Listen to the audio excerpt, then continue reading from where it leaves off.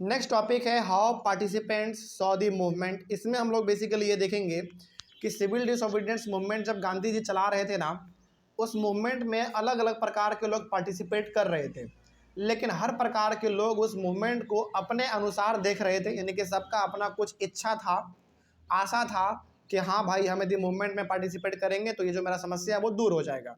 तो हर कोई इसी आशा के साथ जा रहा था मूवमेंट में। तो बेसिकली हम लोग इसमें ये देखने वाले हैं, बहुत ध्यान से समझिएगा।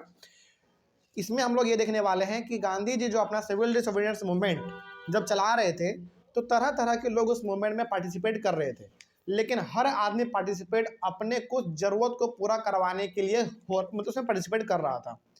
तो मतलब कहने का यहाँ पे सिंपल सा मतलब है कि हर आदमी उस मूवमेंट को अपने अपने नज़रिए से देख रहा था। ठीक है, चले तो सबसे पहले हम लोग इसमें देखेंगे कि how rich peasant communities saw the movement. यानी कि इस समय पे जब हमारा सिविल डिसोबीडियंस मूवमेंट जब हमारा चल रहा था, उस समय पे इंडिया के जो कुछ बड़े किसान लोग थे, रिच पीजेंट्स, वो मूवमेंट को कैसे देखते थे। ठीक है, देखा जाए, बहुत इंपॉर्टेंट है। इन द कंट्री साइड, यानी कि गांव का बात हो रहा है, गांव वाले एरिया का, rich peasant communities like the Patidars of Gujarat and the Jats of Uttar Pradesh were active participants in the civil disobedience movement. बात करें ग्रामीण इलाकों का, गाँव के तरफ का, तो वहाँ पे जो हमारे रिच पीजेंट्स थे, यानी कि ऐसे किसान जो कि बहुत अमीर हुआ करते हैं, उनमें हमारा था गुजरात का पाटीदार्स लोग। ठीक है, और ये बेसिकली किसानों का एक कम्युनिटी है जिसको हम लोग पाटीदार कहते हैं, गुजरात में ज़्यादा होते हैं लोग। और उत्तर प्रदेश का यदि बात करें तो उत्तर प्रदेश में जो जाट होता है, ये लोग ऐसे किसान हैं जो कि बहुत अमीर होते हैं। ठीक है, इन लोगों ने गांधी जी के सिविल डिसोबीडियंस मूवमेंट में एक्टिवली पार्टिसिपेट किया था। लेकिन क्यों किया था इसके बारे में भी देखेंगे। They participated in the movement because they suffered the most due to the economic depression. याद कीजिए, हमने आपको पिछले कुछ क्लासों में बताया था कि इंडिया के अंदर ना एकदम इकोनॉमिक डिप्रेशन भी आया था, यानी कि मंदी का दौर आ गया था, जिसमें अनाजों के प्राइस क्या हो गए थे, बहुत ही नीचे गिर गए थे। अब जरा सोचो, इतने बड़े बड़े अमीर किसान लोग हैं, ये लोग जब खेती करते होंगे तो 200 बीघा 300 बीघा इस प्रकार का खेती करते होंगे, और जब अचानक खेत में जो उन्होंने फसल लगाया, यदि उनका अनाज अचानक गिर जाए तो क्या इनका नुकसान बहुत ज़्यादा होगा कि नहीं होगा? बिल्कुल होगा। तो इनका जो नुकसान है, यानी कि जो अनाज का जो प्राइस गिरा हुआ था, वो प्राइस दोबारा उठ सके, इनको प्रॉफिट हो सके, इसलिए इन लोगों ने मूवमेंट में पार्टिसिपेट किया था। ठीक है, याद रखिएगा, यदि कोई पूछे कि रिच पीजन कम्युनिटीज, खास करके गुजरात और उत्तर प्रदेश के पाटीदार और जाट्स ने पार्टिसिपेट क्यों किया था मूवमेंट में, इसलिए किया था क्योंकि इकोनॉमिक डिप्रेशन जब चल रहा था तो बहुत इनके एग्रीकल्चरल प्राइसेस नीचे गिर गए थे, और ये लोग चाहते थे कि प्राइस ऊपर आ जाए, इनको प्रॉफिट हो जाए। इस आशा में इन लोगों ने मूवमेंट में पार्टिसिपेट किया था, गांधी जी का इन्होंने साथ दिया था। ठीक है, आगे, due to the economic depression prices of agricultural goods were fallen and their cash income disappeared. वही बात है जो हमने कहा यहाँ पे कि जब इकोनॉमिक डिप्रेशन चल रहा था तो एग्रीकल्चरल गुड्स जो थे, यानी कि अनाज, चावल, दाल, गेहूँ, साग सब्जी, ये सब जो था, इन सभी का प्राइस बहुत ही नीचे गिर गया था, और इनका जो इनकम था बेसिकली एकदम पूरी तरीके से खत्म हो चुका था। ठीक है, दे वेयर अनेबल टू पे द गवर्नमेंट्स रेवेन्यू। भाई, अब आप कितना ही अमीर इंसान क्यों ना हो, कितना ही अमीर किसान क्यों नहीं है, लेकिन अंग्रेजों को टैक्स तो देना ही पड़ेगा। तो जब इनका भी इनकम कम हो गया था तो ये लोग भी अंग्रेजों को टैक्स नहीं दे पा रहे थे। तो इन लोगों का डिमांड यही था कि प्राइस बढ़ाया जाए, और प्राइस बढ़ेगा तो ऑब्वियस सी बात, इसको प्रॉफिट हो जाएगा, इसको प्रॉफिट होगा तो अंग्रेजों को ये लोग आराम से टैक्स दे पाते फिर। ठीक है, तो इसी आशा में बेसिकली इन लोगों ने मूवमेंट में पार्टिसिपेट किया था। They demanded a reduction in revenue but the government refuse to do so. इन लोगों का डिमांड ये भी था कि अंग्रेज जो इन लोगों से टैक्स ले रहा है ज़मीन के बदले में, उनको क्या कर दिया जाए, कम कर दिया जाए, थोड़ा सा कम कर दिया जाए। लेकिन अंग्रेजों ने ऐसा बिल्कुल भी नहीं किया। अंग्रेजों ने कहा कि भैया आपका नुकसान हुआ है आप समझो, लेकिन हमको टैक्स तो चाहिए। ठीक है, आगे, also peasants were deeply disappointed when Mahatma Gandhi withdraw the movement in 1931 without the revenue rates being revised. लेकिन ये जो किसान लोग थे ना, इनको बहुत ज़्यादा निराशा का सामना तब करना पड़ा जब गांधी जी ने मूवमेंट को ही रोक दिया 1931 में, बिना रेवेन्यू रेट को रिवाइज किए। रिवाइज करने का मतलब इनका जो डिमांड था, इस डिमांड को पूरा भी नहीं किया गया, और गांधी जी ने मूवमेंट को बंद कर दिया था। तो उसको याद रखिएगा, बहुत इंपॉर्टेंट है कि इन्होंने एक्टिवली पार्टिसिपेट तो किया था मूवमेंट में, लेकिन जब गांधी जी ने सिविल डिसोबीडियंस मूवमेंट को रोक दिया ना, तो इनको निराशा हुआ, इनको अच्छा नहीं लगा। इनको लगा ना ये गांधी जी मूवमेंट क्यों रोक दी है बेकार का, हम लोग इतना अच्छी तरीके से तो पार्टिसिपेट कर ही रहे थे, लेकिन बताओ गांधी जी ने मूवमेंट रोका क्यों था? रीजन तो एक ही था, वायलेंस, हिंसा बढ़ रहा था। तो इन लोगों को थोड़ा सा बाद में निराशा का सामना भी करना पड़ा। So when the movement was relaunched in 1932, many of them did not participate. तो याद कीजिए, जब सेकेंड राउंड टेबल कॉन्फ्रेंस से गांधी जी लौटे थे तो उन्होंने क्या सोचा था, मूवमेंट को दोबारा लॉन्च किया जाए। तो मूवमेंट उन्होंने लॉन्च किया भी था, लेकिन इन लोगों ने एक्टिवली पार्टिसिपेट दोबारा नहीं किया, क्योंकि उनको क्या लगा था, इनको लगा था कि यार दोबारा पार्टिसिपेट करेंगे, दोबारा हिंसा बढ़ेगा, दोबारा गांधी जी मूवमेंट को रोक देंगे। इसलिए जब गांधी जी ने मूवमेंट को शुरू किया दूसरी बार, तो उन्होंने पार्टिसिपेट ही नहीं किया। तो ये कंडीशन था बेसिकली रिच पिजन कम्युनिटीज का मूवमेंट में। ठीक है, तो ये हमारा कंप्लीट होता है। अगला हमारा है कि how poor pigeon communities so the movement. अब जो गरीब किसान थे उन्होंने मूवमेंट में कैसे पार्टिसिपेट किया, जरा देखा जाए। अमीरों के बारे में तो आपने देख लिया, अमीर किसान के बारे में, अब गरीब किसान के बारे में भी देख लेते हैं क्या था। The poor pigeon communities also participated on a large scale in a hope that their unpaid rent and revenue to the landlords will be reduced। तो जो गरीब किसान थे बेसिकली उन्होंने सिविल डिसोबीडियंस मूवमेंट में पार्टिसिपेट इस आशा में किया था कि वो जो अभी तक रेंट चुकता नहीं कर पाए हैं, जमींदार लोगों को जो रेंट नहीं दे पाए हैं, उसको वो कम कर दिया जाए, और बेसिकली जो टैक्स देते हैं लोग गवर्नमेंट को वो भी थोड़ा सा रिड्यूस कर दिया जाए, कम कर दिया जाए। तो यहाँ पे आप क्या देख रहे हैं कि जिस जिस प्रकार के लोगों ने मूवमेंट में पार्टिसिपेट किया, हर किसी का डिमांड अलग था, हर किसी का सोच अलग था, और उसी सोच के साथ उन्होंने मूवमेंट में पार्टिसिपेट किया। ठीक है, गरीब किसानों का कंडीशन ये था, इनका मानना था कि जो हम पैसा नहीं दे पाए हैं अभी तक रेंट के तौर पे अंग्रेजों को या फिर बड़े बड़े जमींदारों को, उसको कम कर दिया जाए। इसी आशा में इन्होंने मूवमेंट में पार्टिसिपेट किया था, और इन लोगों को लगता था कि मूवमेंट में पार्टिसिपेट करेंगे तो हो सकता है कि हमारे बातों को मान लिया जाए, गांधी जी थोड़ा सा फोर्स कर देंगे, गांधी जी थोड़ा प्रमोट कर देंगे तो हो सकता है कि हमारे बातों को मान भी लिया जाए। तो इसी आशा में लोग मूवमेंट में पार्टिसिपेट लेते थे। आगे बढ़ते हैं। In some parts of the country they launched no rent campaign which was not supported by the Congress because they believed that this might had upset the rich peasants and landlords। देखो यहाँ पे ना समझना, ये बहुत important है। जो छोटे मोटे गरीब किसान थे उन्होंने जमीन किससे लिया था? बड़े बड़े जमींदार से, लैंडलॉर्ड से, बड़े बड़े रिच पीजेंट से। तो इन्होंने क्या किया, जो गरीब किसान थे बेसिकली, इन्होंने कई जगह पर कैंपेन चलाया। कैंपेन का नाम इन्होंने क्या दिया? No rent. एक तरीके से बताना चाहते थे कि हम अब रेंट आपको नहीं दे पाएंगे। लेकिन इस गरीब किसान को कांग्रेस ने सपोर्ट नहीं किया। क्यों नहीं किया? क्योंकि इनको डर था कि यदि हम गरीब किसानों को सपोर्ट करेंगे तो हो सकता है कि अमीर किसान क्या हो जाए, हमसे नाराज हो जाए, क्योंकि अल्टीमेटली इन्होंने ज़मीन किससे लिया था? इन लोगों ने ज़मीन बड़े लोगों से लिया था, जमींदार से, रिच पीजेंट से। तो बड़े लोग नाराज ना हो जाए, इसलिए कांग्रेस ने ज़्यादातर गरीब किसानों को उतना सपोर्ट नहीं किया, अपने मूवमेंट से उनको दूर ही रखा। ठीक है, इस बात को आप याद रखिएगा। यदि पूछा जाए कि कांग्रेस ने गरीब किसानों को सपोर्ट क्यों नहीं किया था, तो इसलिए नहीं किया था क्योंकि उनको डर था कि यदि हम गरीब लोगों को, बेसिकली जो गरीब किसान है उनको सपोर्ट करेंगे तो जो अमीर किसान है वो नाराज हो जाएंगे हमसे। ठीक है, इसलिए उन्होंने उसको बेसिकली सपोर्ट नहीं किया था।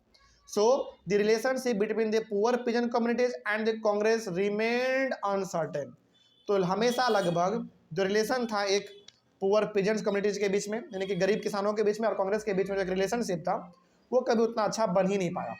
बन इसलिए नहीं पाया क्योंकि गरीब किसान मूवमेंट में पार्टिसिपेट तो करते थे, लेकिन इनके बातों को कभी भी कांग्रेस ने उठाया ही नहीं, इनके बातों को कभी ध्यान में नहीं दिया, क्योंकि उनको डर था कि यदि इनके बातों को ध्यान में देंगे तो नाराज कौन हो जाएगा, बताओ? बड़े किसान नाराज हो जाएंगे। इसलिए इन्होंने कभी ऐसा किया ही नहीं। और जो रिलेशन था, जो एक संबंध था गरीब किसान और कांग्रेस के बीच में, वो हमेशा एक अच्छा नहीं बन पाया बेसिकली। ठीक है, तो ये कंडीशन था पुअर पीजेंट कम्युनिटीज का। अब देखते हैं कि how business classes saw the movement. Business classes का मतलब है कि जो बड़े बड़े बिजनेसमैन थे हमारे उस समय पे, उन्होंने मूवमेंट में कैसे पार्टिसिपेट किया, उनका क्या आशा था। क्योंकि हम लोग तो यही देखते आ रहे हैं कि जो भी इंसान मूवमेंट में पार्टिसिपेट कर रहा है, हर कोई किसी न किसी होप के साथ आ रहा है, किसी न किसी आशा के साथ वो पार्टिसिपेट कर रहा है। तो इसमें देखना ये है कि आखिर बड़े बड़े बिजनेसमैन लोगों ने जब मूवमेंट में पार्टिसिपेट किया तो उनका क्या आशा था, उनका क्या विचार था। देखते हैं क्या लिखा हुआ है। The business classes were led by prominent industrialist like Purushottam Das Thakurdas. ये दोनों एक ही नाम है, याद रखिएगा। पुरुषोत्तम दास ठाकुरदास एक नाम है, एंड जीडी बिरला। तो इंडिया के अंदर जो उस समय पे कुछ बड़े बड़े बिजनेसमैन थे, उन लोगों को इकट्ठा करना, उन लोगों को मूवमेंट में लेके आना, गांधी जी का सपोर्ट करना, ये सब जिम्मेदारी दो इंसान ने ठान लिया था। पहला इंसान था हमारा पुरुषोत्तम दास ठाकुर दास और दूसरा थे हमारे जीडी बिरला। तो बेसिकली जो बिजनेस क्लास वाले लोग थे, बड़े बड़े बिजनेसमैन थे, उन लोगों को एकजुट करना, मूवमेंट में उन लोगों को भी पार्टिसिपेट करवाना, ये जिम्मेदारी दो बड़े इंडस्ट्रियलिस्ट ने संभाल रखा था। यानी कि इन्हीं का ये काम था बेसिकली, पुरुषोत्तम दास ठाकुर दास और जीडी बिरला जी का। ठीक है, आगे।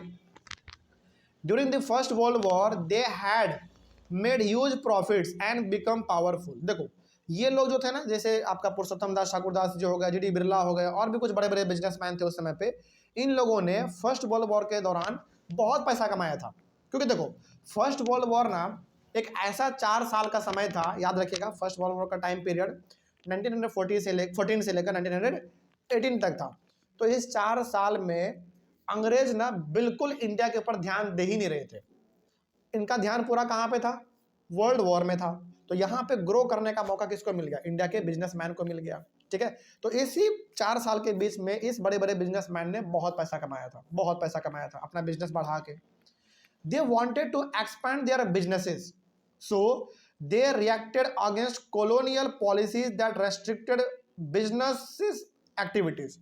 अब इन लोगों ने इतना पैसा कमा लिया था फर्स्ट वर्ल्ड वॉर के दौरान कि इनको अब लगने लगा था ना कि हम अपना बिजनेस और आगे लेकर जाया जाए। यानी कि इनको अब धीरे धीरे लगने लगा था कि अपना बिजनेस और आगे बढ़ाया जाए, फैलाया जाए। और ये लोग ये भी चाहते थे कि हमारे बिजनेस को कभी भी अंग्रेज बढ़ने ही देगा नहीं। क्यों नहीं देगा बढ़ने भाई? क्योंकि वो अलग अलग प्रकार का कानून लगा देगा, वो केवल अपना बेनिफिट चाहेगा, हमारा बेनिफिट कभी चाहेगा ही नहीं। तो अंग्रेज इनके बिजनेस के ऊपर कोई पाबंदी ना लगा सके, इस आशा में, इस होप से इन लोगों ने पार्टिसिपेट किया था मूवमेंट में। क्योंकि हो सकता है कि गांधी जी हमारे ऊपर भी काम कर दे, हमारे लिए भी आवाज़ उठा ले। तो इस आशा में इन लोगों ने मूवमेंट में पार्टिसिपेट किया था। याद रखिएगा, बहुत इंपॉर्टेंट ये बात था। They wanted protection against imports of foreign goods. होता क्या था ना, बिल्कुल, हालांकि ये लोग भी बिजनेसमैन ही थे, ये लोग भी कपड़ा बनाते थे, ये लोग भी कपड़ा बेचते थे, लेकिन जो अंग्रेज कपड़ा लाते थे बना के ब्रिटेन से इंडिया में बेचने के लिए, उनके सामने ना ये लोग फीका पड़ जाते थे। तो बताओ ये लोग क्या चाहेगा? ये लोग ये चाहेगा कि अंग्रेज जो कपड़ा लाता है ब्रिटेन से मशीन से बना के इंडिया में जो बेचता है, उसको क्या कर दिया जाए? कम कर दिया जाए, ताकि हम लोगों को आगे बढ़ने का मौका मिल सके। तो इनका ये डिमांड था। तो इन्हीं डिमांड को लेकर इन लोगों ने सिविल डिसोबीडियंस मूवमेंट में पार्टिसिपेट किया था कि हो सकता है भाई गांधी जी हमारे बातों को भी मान ले, हमारे बातों को भी मनवा ले। तो इस आशा में इन्होंने मूवमेंट में पार्टिसिपेट किया था। They supported the civil disobedience movement when it was first launched. तो जब पहली बार civil disobedience movement Gandhi ji ने लॉन्च किया था, तो उनको बहुत ज़्यादा इन लोगों ने सपोर्ट किया था। ठीक है, क्योंकि हर किसी का भाई होप था, आशा था। Also they gave financial support to the movement and refuse to buy or sell imported goods. अब देखो, चूंकि ये लोग बहुत बड़े इंसान थे, बड़े बड़े बिजनेसमैन थे, तो इन लोगों ने मूवमेंट को फाइनेंशियली भी सपोर्ट किया था। देखो भाई, अब गांधी जी जहाँ चल रहे हैं, हजारों लोग साथ में चल रहे हैं, उनका खाने का इंतजाम, रहने का इंतजाम कौन करेगा? यही लोग करते थे, क्योंकि पैसा इनके पास बहुत था। तो इन लोगों ने जो मूवमेंट में पार्टिसिपेट किया ना, इनका एक ही मकसद था मूवमेंट में पार्टिसिपेट करने का। इनका मकसद ये था कि अंग्रेजों का जो सामान है, जो बिकता है, उसको कम किया जाए और हमारे सामानों को ज़्यादा बेचने का मौका दिया जाए। ठीक है, ये इनका कहने का मतलब था। और इन लोगों ने अंग्रेजों के सामान को खरीदना भी बंद कर दिया था कि भैया हम आप सामान नहीं खरीदेंगे, हम अपना बिजनेस खुद बढ़ाएंगे आगे। ठीक है, आगे। To organize business interests, they formed the Indian Industrial and Commercial Congress, इसको हम लोग शॉर्ट में IICC कहते हैं, जो कि कब बनाया गया था? 1920 में बनाया गया था। And the federation of the Indian chamber of commerce and industry, जिसको हम लोग शॉर्ट में FICCI कहते हैं, जिसको 1927 में बनाया गया था।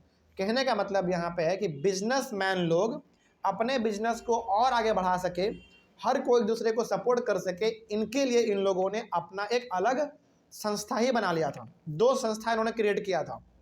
पहला Indian industrial and commercial Congress, जो कि 1920 में बनाया था इन लोगों ने। और दूसरा था federation of the Indian chamber of commerce and industry, जो कि इन लोगों ने 1927 में बनाया था। तो ये ऐसे 2 ऑर्गेनाइजेशन इन लोगों ने बना लिए थे, जिसमें फ़ायदा केवल और केवल बड़े बड़े बिजनेसमैन को ही मिल पाता। बेसिकली वो लोग अपने बिजनेस को बढ़ाने के लिए ही, और हर कोई दूसरे के काम आ सके, इसके लिए ही उन लोगों ने ऐसा 2 ऑर्गेनाइजेशन बनाया था। ये डेट और इन दोनों का नाम बहुत इंपॉर्टेंट होता है, इसलिए इन दोनों को आप याद रखिएगा। ठीक है, और बताइए कि पूरे बिजनेस क्लास को जो लीड कर रहे थे उनका नाम दो था, पुरुषोत्तम दास ठाकुर दास और दूसरा जीडी बिरला, जीडी बिरला। ठीक है, चलिए आगे बढ़ते हैं। तो इस तरीके से आपने देखा कि बिजनेस क्लास के जो लोग थे उन्होंने मूवमेंट में पार्टिसिपेट किया तो उनका क्या विचार था, ये हम लोगों ने देख लिया। तो बेसिकली याद रखिएगा कि बिजनेस क्लास के लोगों ने मूवमेंट में पार्टिसिपेट इसलिए किया था ताकि उनके बिजनेस को आगे बढ़ाने का मौका मिल सके। ठीक है, तो आप यहाँ पे बेसिकली अब तो आपको ये पता चल ही गया होगा कि जिस भी प्रकार के लोगों ने मूवमेंट में पार्टिसिपेट किया हर किसी का सोच अपना अलग अलग था। आगे बढ़ते हैं, अगला हमारा how industrial working classes saw the movement, यानी कि वैसे लोग जो कि इंडस्ट्री में काम करते थे उन्होंने यदि मूवमेंट में पार्टिसिपेट किया तो उनका क्या सोच था। देखते हैं जरा क्या था, बहुत इंपॉर्टेंट है ये भी। The industrial working classes did not participate in the civil disobedience movement in large numbers except Nagpur region, यानी कि नागपुर को छोड़कर कहीं पर भी इंडस्ट्री के वर्कर्स ने सिविल डिसोबीडियंस मूवमेंट में ज़्यादा भारी मात्रा में पार्टिसिपेट नहीं किया था। याद रखिएगा ये बहुत इंपॉर्टेंट पॉइंट था, यानी कि सिविल डिसोबीडियंस मूवमेंट में इंडस्ट्री के यदि वर्कर ने कहीं पर पार्टिसिपेट किया तो वो कौन थे, नागपुर के लोगों ने केवल ज़्यादा किया था, बाकी किसी प्रकार के लोगों ने नहीं किया था। ठीक है, अब क्यों नहीं किया भाई, इसका पीछे रीजन क्या था जरा ये भी देखते हैं। This was because industrialist were supporting the movement and the Congress was effort to include workers in the movement. अब देखो ये जो बेसिकली छोटे छोटे इंडस्ट्री में काम करने वाले वर्कर थे ना, इनका डिमांड क्या था, इनका डिमांड ये था कि हम काम तो करते हैं लेकिन हमको टाइम पे पेमेंट नहीं मिलता, फिक्स्ड पेमेंट नहीं मिलता, कम मिल जाता है। तो बताओ यहाँ पे ना वो वही मामला हो गया कि कांग्रेस अमीर किसानों को सपोर्ट करते थे, छोटे किसानों को सपोर्ट नहीं करते थे। क्योंकि उनका डर था, क्या डर था कि यदि छोटे किसानों को सपोर्ट करने लग गए ना तो नाराज कौन हो जाएगा, अमीर किसान नाराज हो जाएंगे। तो वही केस यहाँ पे भी था। बताओ इंडस्ट्री का मालिक कौन, बड़े बड़े बिजनेसमैन लोग, वो भी मूवमेंट में है और इंडस्ट्री के वर्कर भी मूवमेंट में है। तो बताओ गांधी जी और भी बाकी कांग्रेस के लीडर सपोर्ट किसको करना चाहेंगे, बिजनेसमैन को, क्योंकि उनका मानना था कि यदि बिजनेसमैन को सपोर्ट करेंगे ना तो ये हमको फाइनेंशियली भी सपोर्ट करेगा, लेकिन यदि वर्कर को सपोर्ट कर देंगे तो नाराज कौन हो जाएगा, बिजनेसमैन भाई, क्योंकि आखिर वर्कर काम कर रहा है इंडस्ट्री का। मतलब ऐसे समझो यदि इंडस्ट्री का वर्कर काम कर रहा है तो किसके अंडर में कर रहा है, बिजनेसमैन के अंडर में कर रहा है। उनका डिमांड क्या है, डिमांड ये है कि बिजनेसमैन हमको ना पैसा नहीं देता टाइम पे, मेरा पेमेंट काट लेता है, ये फैसिलिटी नहीं देता, वो फैसिलिटी नहीं देता। यदि कांग्रेस वर्कर के डिमांड को उठाने लग जाए, उनके बातों का मानने लग जाए, नाराज कौन हो जाएगा, बिजनेसमैन। इसीलिए वर्कर्स ने खास करके मूवमेंट में पार्टिसिपेट बड़े लेवल पे किया ही नहीं। ठीक है, और और कांग्रेस ने भी कभी उनको ध्यान भी नहीं दिया, क्योंकि कांग्रेस को पता था यदि वर्कर के बातों को मानने लग गए, वर्कर को जब मूवमेंट में पार्टिसिपेट किया तो बड़े बड़े बिजनेसमैन हमारे क्या हो जाएंगे, नाराज हो जाएंगे। इसलिए कांग्रेस ने भी जानबूझकर वर्कर्स को अपने मूवमेंट में पार्टिसिपेट नहीं करवाने का मौका दिया। ठीक है, लेकिन हाँ नागपुर में बहुत हुआ था, नागपुर में केवल हुआ, बाकी कहीं पे नहीं हुआ था। ठीक है, आगे Those who participated wore Gandhi caps and participated in protest rallies and boycott campaigns। पहली बात तो इस मूवमेंट में बहुत सारे वर्कर्स ने पार्टिसिपेट किया ही नहीं था, और गांधी जी के साथ साथ बड़े बड़े कांग्रेस के लीडर वर्कर को मूवमेंट से दूर ही रखना चाहते थे। लेकिन जिसने भी सब पार्टिसिपेट किया, खास करके नागपुर के लोगों ने, लेकिन बहुत कम लोगों ने पार्टिसिपेट किया था, खास करके वर्कर्स ने, तो वो लोग क्या करते थे, गांधी जी का कैप पहनते थे, टोपी, यानी कि गांधी का टोपी पहनते थे, और गांधी जी जहाँ पे चलते थे वो लोग भी साथ साथ चलते थे टोपी पहन के, चाहे रैली हो, बॉयकॉट करना हो, किसी चीज़ का कैंपेन वैम्पेन लगाना हो, तो हर जगह पे लोग चलते थे। They demanded higher wages and proper working condition. तो बेसिकली वर्कर है भाई, इंडस्ट्री में काम करता है, तो पता इनका डिमांड क्या हो सकता है, इनका डिमांड यही हो सकता है कि पेमेंट थोड़ा सा बढ़ाया जाए, और जो वर्किंग कंडीशन है जहाँ पे काम करते हैं साफ़ सुथरा जगह हुआ जाए, कोई फैसिलिटी वहाँ पे नहीं होता है तो उसको पूरा किया जाए, ये वर्कर का डिमांड था। तो याद रखिएगा, सवाल यदि पूछा जाए कि इंडस्ट्री के वर्कर्स ने मूवमेंट में पार्टिसिपेट बड़े लेवल पे क्यों नहीं किया, इसलिए नहीं किया क्योंकि उस मूवमेंट में ऑलरेडी कौन थे, बड़े बड़े बिजनेसमैन थे। तो यदि बिजनेसमैन को नकार देते कांग्रेस तो इंडस्ट्री वाले नाराज हो जाते भाई, लेकिन यदि वर्कर को सपोर्ट कर देते तो नाराज कौन हो जाता, बिजनेसमैन। इसीलिए कांग्रेस और इंडस्ट्री के वर्कर के बीच में भी उतना अच्छा रिश्ता नहीं बन पाया। ये मामला ठीक उसी प्रकार का हो गया जिस प्रकार से रिच पीजेंट्स और पुअर पीजेंट्स के बीच में हुआ था। और यहाँ पे क्या मामला हो गया, वर्कर और बिजनेसमैन के बीच में हो गया, ठीक है। लेकिन कांग्रेस हमेशा प्रमोट किसको करना चाहती थी, रिच पिजेंट्स को, और यहाँ पे बात करें तो बड़े बड़े बिजनेसमैन को, वर्कर्स को बिल्कुल भी नहीं, ठीक है। तो कांग्रेस का भी यहाँ पे थोड़ा सा लापरवाही आपको दिख रहा है, खैर कोई बात नहीं, उस समय पे उनका अलग विचार रहा होगा। खैर आगे बढ़ते हैं। अब लास्टली हम लोग इस टॉपिक में देखते हैं कि आखिर महिलाओं ने मूवमेंट को कैसे देखा, क्योंकि अभी तक तो महिलाओं का बात कहीं पे नहीं हुआ। तो इसमें हम लोग ये देखेंगे कि आखिर महिलाओं ने इस मूवमेंट में पार्टिसिपेट किया तो क्यों किया, और वो लोग मूवमेंट को किस तरीके से देखते थे। देखा जाए क्या लिखा हुआ है, women also participated in the civil disobedience movement on a large scale.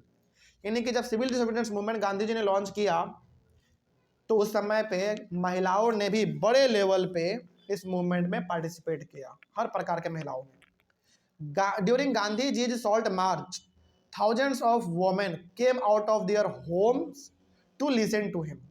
यानी कि जब गांधी जी अपना सॉल्ट मार्च कर रहे थे तो उस समय पे गांधी जी जहां जहां से गुजर रहे थे, महिलाएं अपने घर से बाहर निकलती थी, और कुछ महिलाएं तो गांधी जी के साथ भी चलती थी, प्रोटेस्ट करने के लिए रैली में चलती थी, और कुछ महिलाएं तो घर से बाहर निकलती थी केवल उनको सुनने के लिए, देखने के लिए कि गांधी जी दिखते कैसे हैं, गांधी जी बोलते कैसे हैं, उनका तरीका क्या है काम करने का। बेसिकली गांधी जी का जो विचार था ना, वो महिलाओं को भी बहुत ज़्यादा अट्रैक्ट करता था, क्योंकि गांधी जी हर किसी के बारे में बोलते थे, चाहे महिला पुरुष कोई भी हो, हर किसी के बारे में बोलते थे। आगे बढ़ते हैं। तो यहाँ पे आप क्या देख रहे हो, बेसिकली आप यहाँ पे बेसिकली ये देख पा रहे हैं कि महिलाओं ने भी सिविल डिसोबीडियंस मूवमेंट में एक्टिवली पार्टिसिपेट किया था, ठीक है। आगे, they participated in protest marches, manufactured salt, boycotted foreign cloth and picketed liquor shops. तो महिलाओं ने किस तरीके से काम किया, देख लो यहाँ पे ध्यान से। महिलाओं ने प्रोटेस्ट मार्चेज में पार्टिसिपेट किया, यानी कि जहाँ पे मार्च होना होता था, रैली होना होता था, वहाँ पे भी इन्होंने पार्टिसिपेट किया गांधी जी के साथ। इन्होंने नमक कानून जब गांधी जी तोड़ रहे थे दांडी में, वहाँ पे भी इन्होंने नमक बनाया गांधी जी के साथ मिलके। बॉयकॉट किया इन्होंने फॉरेन क्लॉथ का, यानी कि जितने भी विदेशी कपड़े थे उनको इन्होंने जला दिया, और खास करके जो शराब के दुकान थे उधर इनके हस्बैंड ना जा सके शराब पीने के लिए, वहाँ पे इन्होंने बैरिकेड लगा दिया। हमारे इंडिया में बेसिकली महिलाओं को तकलीफ क्या होता है अपने हस्बैंड से, बताओ। यही होता है कि शराब ना पिए नॉर्मली, और खास करके आप बिहार में देखो तो बिहार में जब शराब बंद नहीं हुआ था तो हर महिलाओं का शिकायत क्या होता था, शिकायत ही होता था कि हमारा हस्बैंड शराब बहुत पीते हैं। लेकिन जब से शराब बंद हुआ है तो हर महिला खुश है। तो बेसिकली जो शराब बंद करने के मामले में महिला होती है ना, बहुत एक्टिव होती है। तो बेसिकली शराब उस समय पे चलता किसका था, अंग्रेजों का, अंग्रेज चलाते थे। तो जो शराब का दुकान था उधर उन लोगों के हस्बैंड ना जा सके, शराब ना पी सके, उनकी इसके लिए उन्होंने बैरिकेड वहाँ पे कर देते थे। पिकेट का मतलब होता है उधर बैरिकेड कर दो, वो लोग उधर जा ही ना पाए, सिंपल सा। तो कहने का सिंपल सा मतलब एक लाइन में ये है कि महिलाओं ने हर प्रकार के मूवमेंट में पार्टिसिपेट किया था, गांधी जी के हर प्रकार के मूवमेंट में इन्होंने पार्टिसिपेट किया था। आगे देखते हैं। Many women went to jail. कई महिलाओं तो मतलब कहने का यहाँ पे सिंपल सा मतलब है कि कई महिलाएं तो जेल भी चली गई थी। अब भाई जब पुरुषों को अरेस्ट किया जा रहा था, क्या महिलाओं को अरेस्ट नहीं किया गया होगा? बिल्कुल किया गया होगा। तो महिलाओं को भी अरेस्ट किया गया। आगे बात करें अर्बन एरियाज का, in urban areas these women were from high caste family. तो मूवमेंट में जो वोमेन्स ने पार्टिसिपेट किया, बात करें शहरों का, तो जो महिलाएं शहर से बिलोंग करती थी वो हाई कास्ट फैमिली से बिलोंग करती थी। यानी कि जो महिलाएं शहर की थी वो अक्सर कैसी थी, वो ऐसी महिला जो कि हाई कास्ट से बिलोंग करती थी, जैसे ब्राह्मण, राजपूत, क्षत्रिय, इन प्रकार के कास्ट की जो महिलाएं थी, इन्होंने ज़्यादा पार्टिसिपेट किया मूवमेंट में। शहर का बात करें तब, यानी कि शहरों से यदि महिलाओं का बात किया जाए तो शहरों से उस महिला ने पार्टिसिपेट किया जो हाई कास्ट के थे, ठीक है। और यदि गांव का बात करें, रूरल एरियाज का, these women were from rich peasant households. गाँव वाले एरिया का बात करें तो यदि किसी महिलाओं ने उसमें पार्टिसिपेट किया मूवमेंट में, तो महिलाएं कहाँ की थी बताओ? बड़े बड़े अमीर किसान के घर से वो बिलोंग करती थी, ठीक है। आगे they began to see service to the nation as a sacred duty of women. और जो महिलाएं थी ना, ये महिला अपने देश का जो ये लोग जो मतलब मूवमेंट कर रहे थे, पार्टिसिपेट कर रहे थे, इसको ये लोग एक तरीके से अपना पवित्र धर्म के तौर पे मानते थे। मतलब ये मानते थे कि ये मेरा धर्म है, यदि कंट्री में हम लोग साथ दे रहे हैं, गांधी जी के साथ चल रहे हैं, तो ये हमारा सेक्रेड ड्यूटी है, यानी कि हमारा पवित्र धर्म है, हमको करना चाहिए। कहने का मतलब ये है कि ये लोग जो भी काम कर रहे थे, इनको ये लोग अपना धर्म मानते थे कि हाँ भाई मेरा ये जिम्मेदारी है, रिस्पॉन्सिबिलिटी है, तुमको करना पड़ेगा। तो महिलाओं ने इस तरीके से मूवमेंट को देखा और इस तरीके से आपका टॉपिक भी कंप्लीट होता है। नेक्स्ट टॉपिक हम लोग पढ़ेंगे अपने अगले वाले क्लास में, the limits of civil disobedience. सिविल डिसोबीडियंस के बारे में हम लोगों ने बहुत पढ़ा, लेकिन इसका कुछ लिमिट भी तो रहा होगा, कुछ ड्रॉबैक भी रहा होगा। इसके बारे में हम लोग अपने नेक्स्ट क्लास में देखेंगे इस वाले टॉपिक के अंदर। मिलते हैं हम लोग अपने अगले वाले क्लास में। Thank you very much and have a nice day.